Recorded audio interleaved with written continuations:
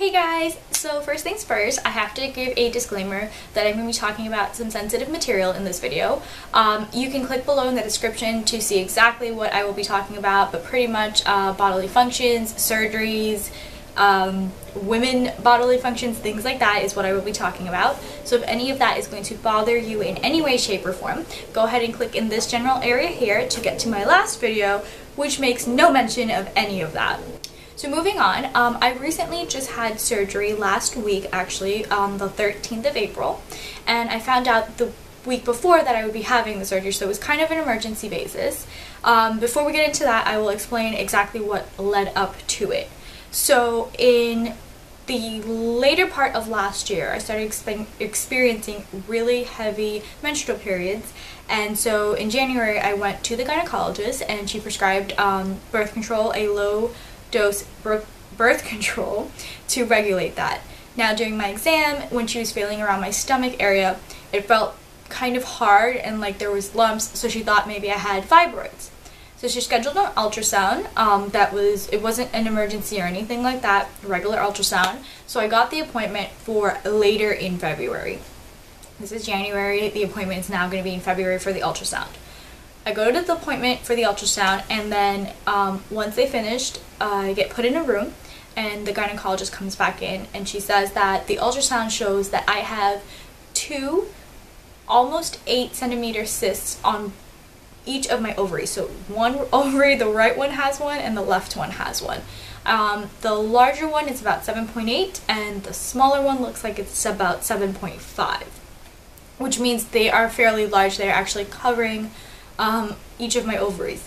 So she explained that I kind of have two options at that point: stay on the birth control and see if it affects it in any way, shape, or form, or they will go through my belly button, make an incision, go through my belly button and see what's going on and possibly remove the cysts. I kind of freaked out because I don't know why. I feel like you shouldn't mess with your belly button, nor should you be able to go through your belly button. Obviously I didn't quite understand exactly what they were doing, but it freaked me out, so I told her I wanted to go with the first option and just stay on the birth control and see what was happening.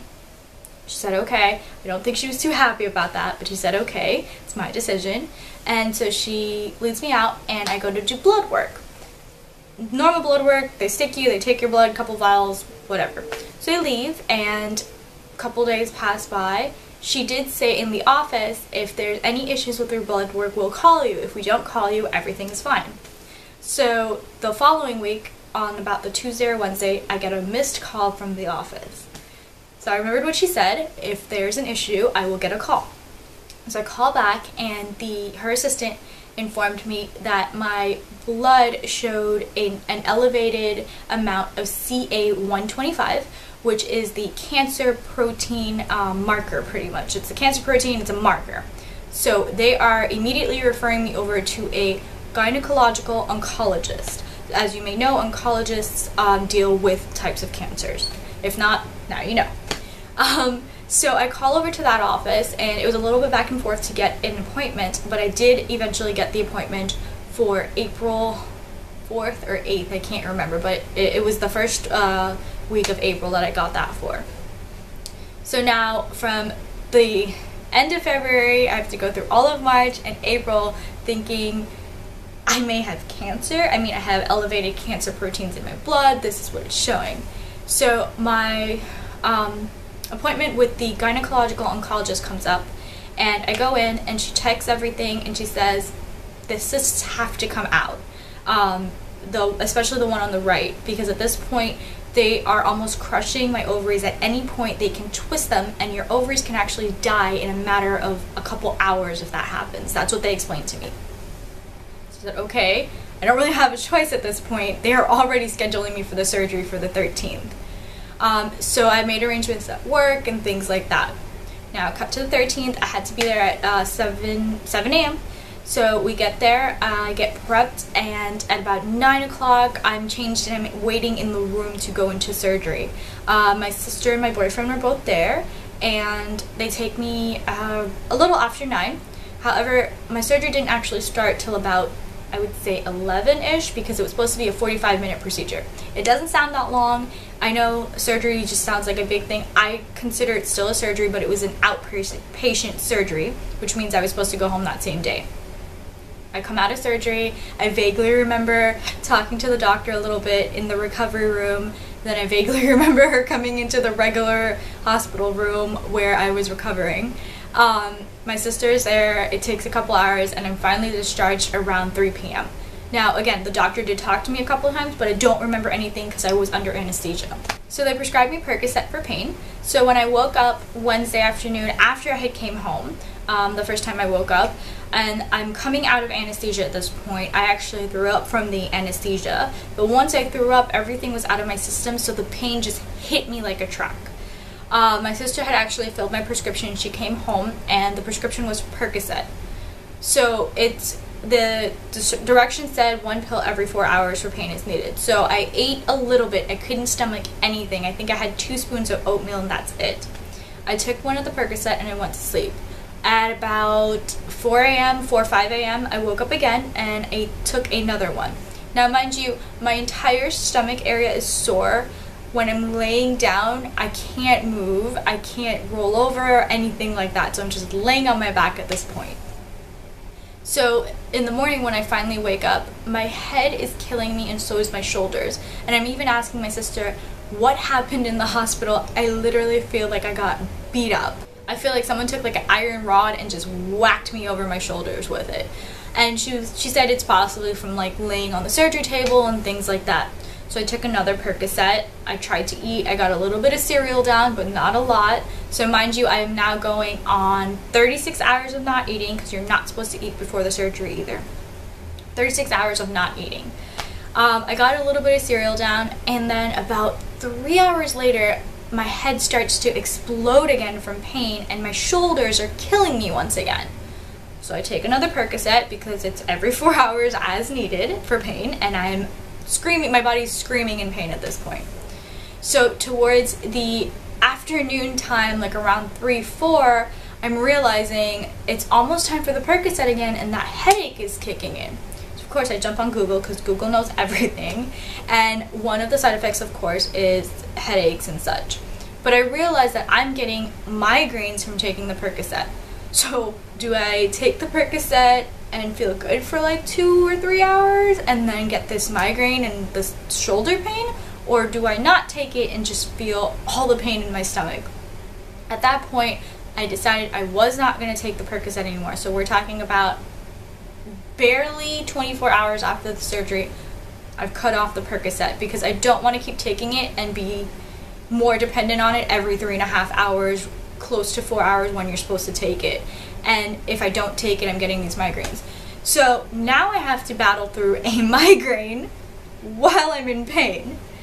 Eventually, a couple hours after the dosage was supposed to be taken of the Percocet, I took an Excedrin migraine, which did help a lot. So my head ache finally cleared up, my shoulders stopped hurting, things like that. But now what do I do for the pain? So I remember that once I'm off the Percocet, I can take ibuprofen, so I decided I'm going to start doing that. And it did help a little bit for the pain, but it's still painful, of course.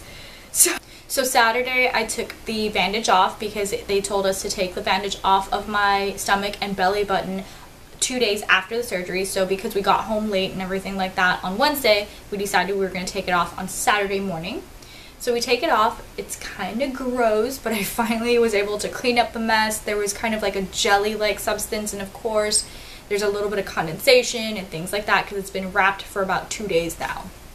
So I clean it up, and I'm yelling because it looks like I have no belly button anymore. Everything's swollen and bruised and things like that. Clean it up, freak out.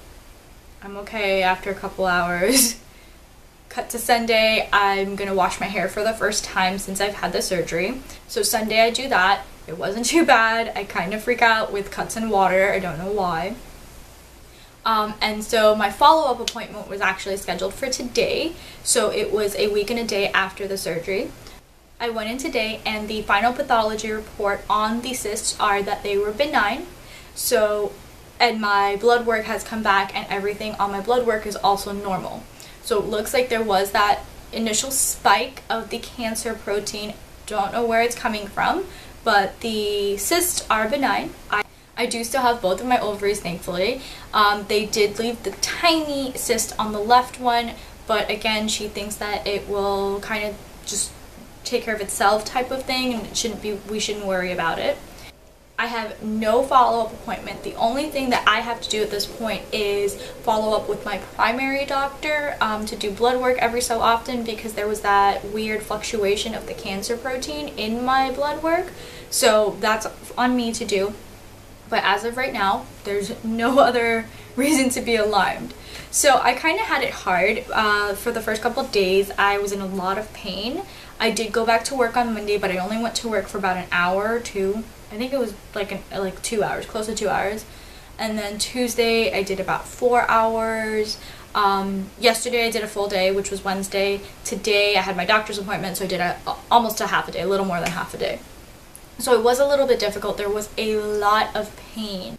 For the next couple of weeks, I do have to take it easy, because the nurse, the way she explained it, which I thought was the best analogy ever, is that I'm like a cake. I might be baked on the outside, but I'm still raw on the inside. So when she said that, it like clicked to me that I gotta let the inside of me bake and cook fully, pretty much. So for the next 4 to 6 weeks, I am on like light duty. I can't bend, things like that, to like kind of mess with everything that's going on in the healing process. Like I said, for like a month and a half, I was thinking, oh my gosh, do I have cancer, or what's gonna happen? Really, I thought of like everything that you can possibly imagine that has to relate to it.